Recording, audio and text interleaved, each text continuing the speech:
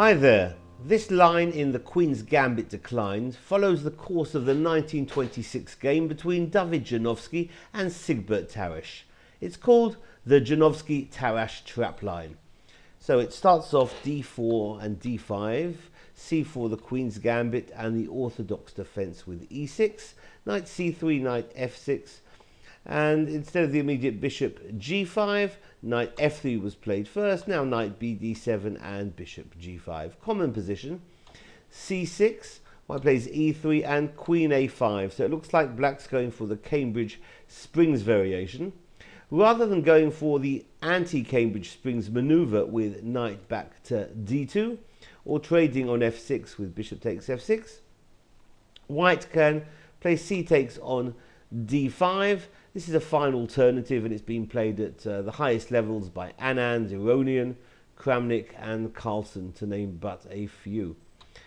So after black recaptures with the knight, queen b3 is a move that Kramnik has tried, although more popular by far is queen to d2. So working at Kramnik's line, which I think he played against Dreyev, queen to b3. Black's going to play bishop to b4 here, natural developing move, pinning the knight on c3, or strengthening the pin of that knight on c3. Rook c1 defends, and black now breaks open in the center with the logical e5. Well, black has really thrown things open here. White's going to take that pawn on e5 with a knight, offer a trade of knights, knight takes on e5 and d takes on e5, to which bishop e6, getting into that square vacated by the pawn thrust e5. Bishop e6 looks highly intimidating. So white can try here a3, try and resolve the tension on the queen side, threatening a takes on b4. And if knight takes on c3, then queen takes on b4. So black's going to trade on c3.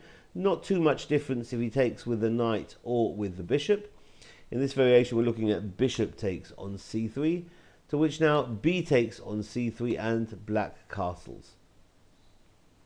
White's now has to do something about this pin, or this discovered attack of some kind. So bishop c4 seems to resolve that point, but black can try h6 now. And white has to be very careful. Probably bishop back to f4 would leave black slightly better, but if bishop back to h4, then black has a nice tactic close to winning. It's knight takes on e3, giving up that knight. Let's have a look at these variations. Well, if first of all white doesn't take the knight, rather takes the bishop on e6 first, then black can play two moves. Either knight takes on g2, let's put that in, knight takes on g2, that's check, picking up the bishop as well on h4, that's one variation. And maybe even better is queen takes on e5 with big advantage for black. So bishop takes e6 isn't going to work. If f takes on e3, then black has a nifty maneuver for advantage, bringing the queen to c5 while hitting the pawn on e3. And the best that white can do here is actually just to play king to f2, even giving up that bishop on c4 with clear advantage for black. But if instead white trades bishops on e6, bishop takes on e6, well black doesn't take back the bishop on e6, rather queen takes on e3,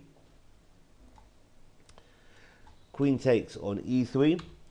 If the king to f1, then the bishop can be recaptured with check. So if the king to d1, the queen does a zigzag maneuver, queen d3, king back to e1, and now queen to e4, which targets the bishop and the king. It's check, king back to d2. But rather than take the bishop, black can bring another rook into the attack, giving up the exchange, but that's of little consequence.